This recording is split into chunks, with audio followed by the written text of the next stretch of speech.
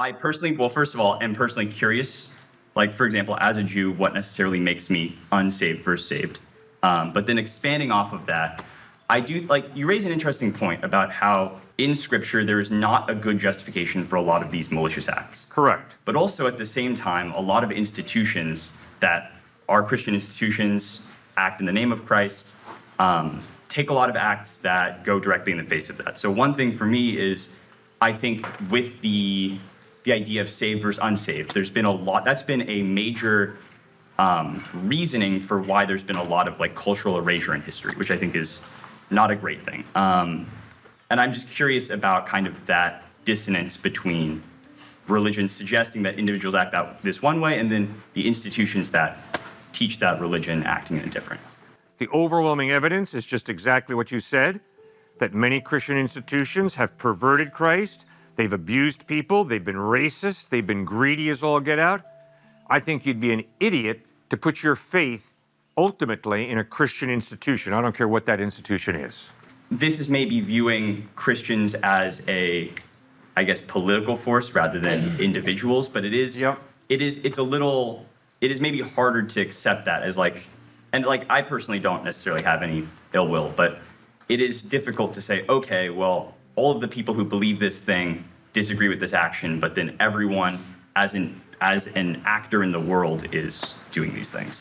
Has America always followed the teachings of Jesus? No. Correct. Therefore, if anybody tells you that America is a Christian country, I would encourage you to ask them, please tell me what you mean when you say that. When America follows Jesus Christ, America is great. When America turns its back on Christ, America turns ugly real fast. I don't care if it's slavery, child sex traffic trade, the exportation of pornography, greed, the abuse of power. America turns ugly because it turns its back on Christ. But when America follows Christ, it is an incredibly great country. And you just go right down through American history and you know. Great things, obeying Christ, horrible things, disobeying Christ, being grotesquely narcissistic, self-obsessed, elitist. I mean, just the list goes on and on. I guess in any case, whether, regardless of the religion, but with Christian actors who act against Christ, especially when it seems that, let's say the far majority of Christians probably belong to one of these organizations that has advocated for something that it seems to be would be against these teachings. I think that is an inaccurate view of history. When you look at the United States, there are a boatload of Americans who have given money, who have fought to end slavery in the Civil War. I mean, let's remember, guys, it was Northern Christians who led the charge for the abolitionist movement. It was a guy named Frederick Douglass who had been a slave, who got his freedom, converted to Christ, and became a leader in the abolitionist movement. Harriet Tubman, follower of Christ. Dr. Martin Luther King, follower of Christ. Did these people live perfect lives? No, none of them are perfect. Because in order to be a Christian, you have to acknowledge, I am not perfect. I need the grace of God. I need the forgiveness of Christ. But then due to their faith, they lived lives of generosity, lives committed to justice. But are there a tremendous number of hypocrites? Yes, sir, there are. And one of the saddest examples of that would be all the anti-Semitism that is promoted in the name of Christianity. I hate that. I'm embarrassed by that. That is wrong. I mean, just think how wrong it is. I believe in Jesus, and I'm anti-Semitic. Jesus was a Jew. I believe in him, but I'm anti-Semitic. I think it would be far more accurate to say, your brain's not working very well. How on earth can you say, I believe in a first century Jew, that he's God in human form, and then go out and be anti-Semitic? Because I appreciate your point that, there have been great moral acts taken in the name of Christianity. But I think there are also many, arguably more examples of the opposite. So is it then just that, if not a majority, a substantial amount of Christians you just write off as hypocritical and then? The sin that Christ attacked most harshly was the sin of hypocrisy. So you know it was a problem at Christ's time. You know it's a problem today. So please don't give a Christian hypocrite the power to turn you off to the true Christ who didn't have a hypocritical bone in his body. Now, the classic example of that is the African American church. Their forefathers and foremothers were enslaved here in this country by, quote, Christians, unquote. What rank hypocrisy. And yet my African American brothers and sisters have had the open-mindedness and the intellectual objectivity to not give a white Christian racist the power to turn them off to the true Christ who did not have a racist bone in his body. Just to drive this point home, my wife and I were walking on the Appalachian Trail. A good gentleman was walking behind us, and all of a sudden he was beside me.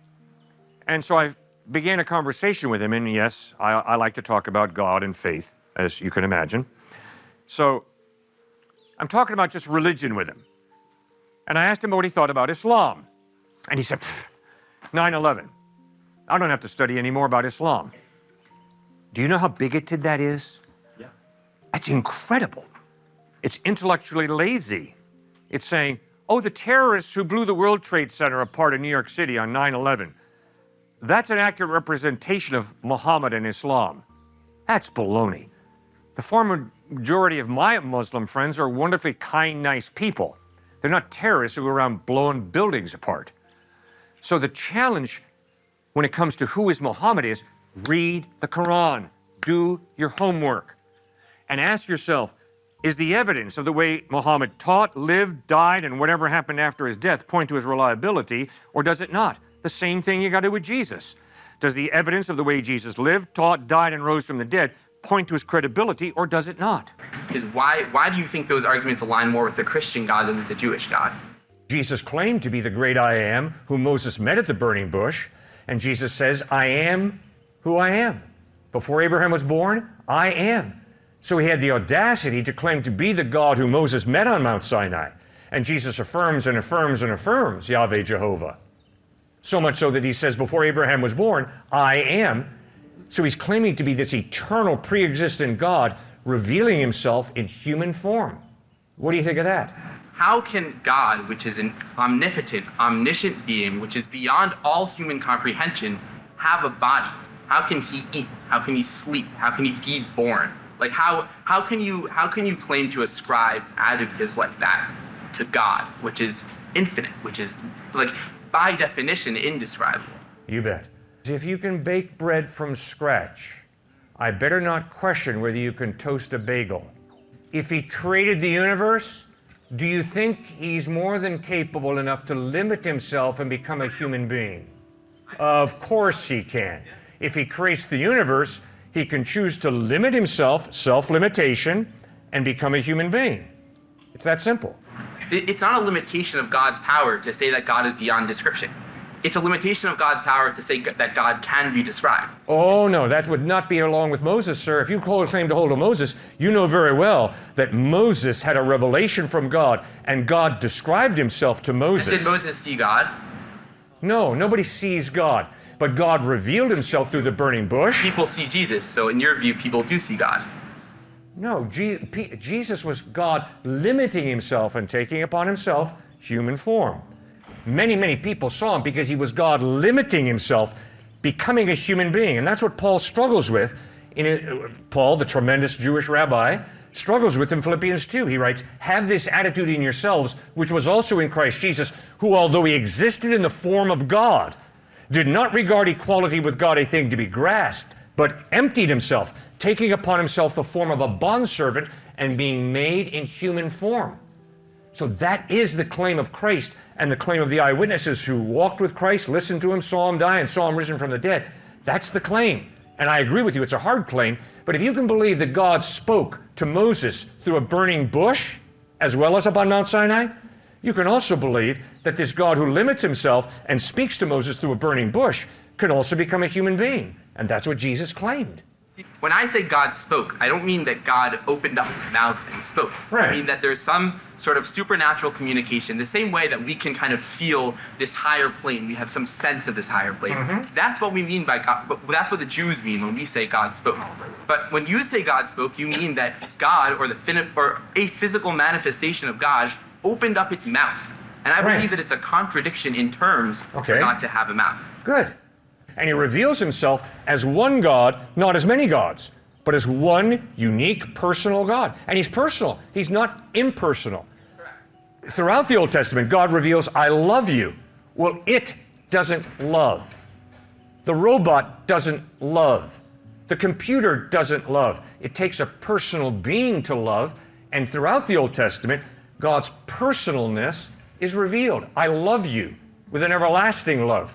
All the great Hebrew prophets talk about it. Isaiah, Jeremiah, as well as the minor prophets. Personalness is the idea that God connects with each and every one of us, meaning that every single person can interface with this beautiful, everlasting entity, this infinite entity called God. And like at the same time as God is this like unknowable, untouchable thing, at the same time we can develop a uniquely personal relationship with that thing that is called God.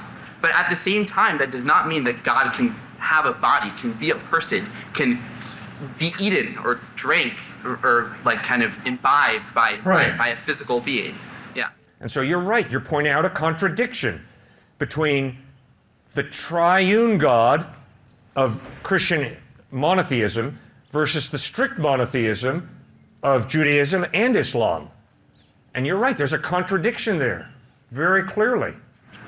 The whole crux of Christianity, I guess you could say, would be that Christ is risen and is dead. Died and rose from the dead. Yeah. What would you say in the Bible, what books or scriptures would you recommend that would solidify his historical evidence that Christ's death and resurrection? All right. Could somebody please turn to Matthew chapter 28? One of you, okay? Matthew 28. Matthew 28? 28. Could someone else please turn to Mark chapter 16, the first few verses? Could someone else turn to Luke chapter 24? And could someone else turn to John chapter 20? What I want you to note is, this is an historical claim. If anybody tells you the resurrection of Christ is a myth, you could say, really? Well, let's read about it.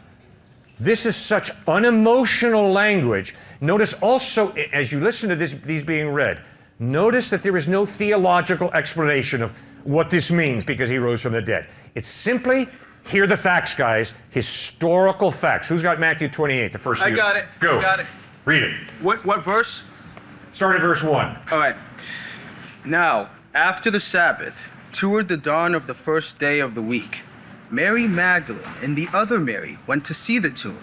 And behold, there was a great earthquake, for an angel of the Lord descended from heaven and came and rolled back the stone and sat on it. His appearance was like lightning, and his clothing white as snow. And for fear of him, the guards trembled and became like dead men. But the angel said to the women, "Do not be afraid, for I know that you seek Jesus who was crucified. He is not here, for he has risen." And he said, "Come, see the place where he lay. Then go quickly and tell his disciples that he has risen from the dead. And behold, he is going before you to Galilee. There you will see him. See, I have told you." So they both departed quickly from the tomb with fear and great joy, and ran to tell his disciples. And behold, Jesus met them and said, "Greetings." And they came up and took hold of his feet and worshipped him. Then Jesus said to them, "Do not be afraid. Go and tell my brothers to go to Galilee, and there they will see me." Good. Jesus has risen. On the first day of the week, very early in the morning, the woman took the spices they had prepared and went to the tomb. They found the stone rolled away from the tomb, but when they entered, they did not find the body of the Lord Jesus. While they were wondering about this, suddenly 2 men in clothes that gleamed like lightning stood beside them. In their fright, the women bowed down with their faces to the ground. But the men said to them, "Why do you look for living among the dead? He's not here, he has risen. Remember how he told you while he was still with you in Galilee. The Son of Man must be delivered over to the hands of sinners, be crucified, and on the third day be raised again." Then they remembered his words. When they came back from the tomb, they told all these things to the 11 and to all the others. It was Mary, Joanna, Mary, the mother of Jesus, mother of James, These were the people. and the others with them who told this to the apostles. But they did not believe the woman because their words seemed to them like nonsense. Bingo, right there. They said, stop speaking nonsense. They were really skeptical, just like the majority of us at MIT, right? Really skeptical.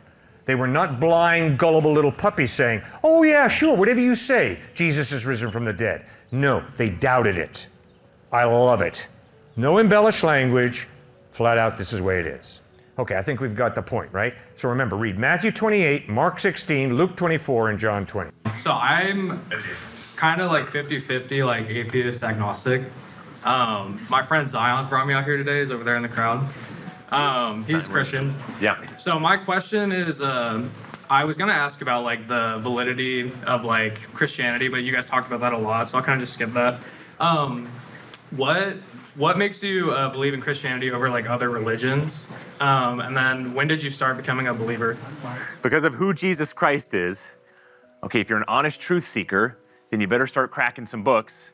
I almost ditched my faith my sophomore year of college because I started wondering, is there more evidence for Christianity or hedonism? Because I like to have a lot of fun in life and experience a lot of pleasure. And that fits my experience. So maybe the earth just ends, we fall through a trap door into nothingness. So why not just live for narcissistic hedonism? It's all about me. It doesn't make sense to serve other people unless I feel better about myself in going to the soup kitchen. But it's all about me ultimately because I want my own meaning and purpose and happiness here on this planet because I know there's nothing else. There's no God asking me to serve.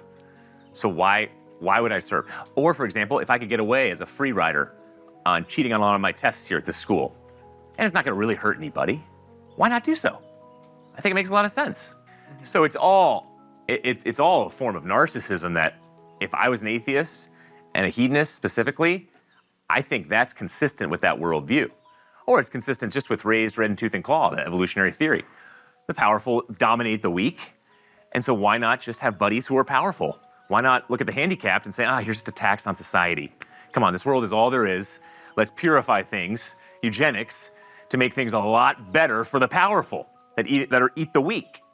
That's consistent with an atheistic worldview. But I think so many atheists are inconsistent, and all of a sudden they smuggle in these Christian, Judeo-Christian values that this nation was built upon, and they say, no, let's have human rights. Let's say all people are valuable. Hey, let's go about being compassionate, kind, and having pity for others. Hey, let's go about even trying to forgive an enemy. Well, you're just stealing from the Christian faith and calling yourself an atheist, but you're really just a Christian. So yeah, wait, when did you guys become Christian? I became a Christian, well, I got baptized when I was 10.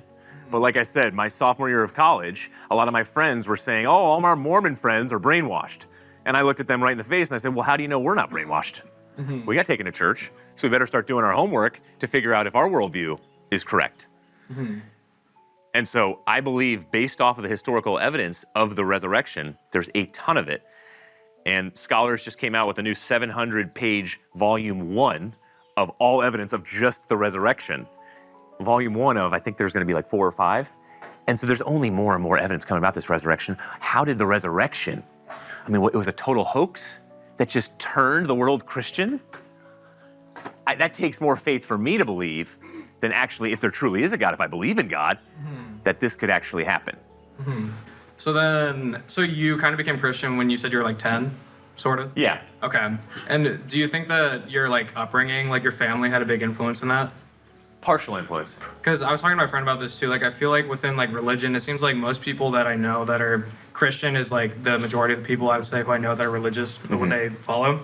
They're Christian because they were raised Christian. Mm-hmm. And I feel like maybe if they weren't, they wouldn't be, I guess. So yeah. I was going to ask you guys about that too. Well, I'm a PK, pastor's kid. So I have a 75% chance of not being a Christian. Mm-hmm. Oh, really? Okay. 75%. Okay. And so you even asking the question actually shows that you have a form of atheistic upbringing. Yeah, I do. Yeah, exactly. So that's a very atheist question you just asked. So it's called the genetic fallacy. So you're basically just a construct of how you were raised by saying that very question. Because the majority of the world is not going to ask that question, right? And so you've been formed by the atheistic enlightenment form of thinking. So you're going to say the genetic fallacy, which is, hey, you're just what your parents were. So you could say everything is formed by your upbringing.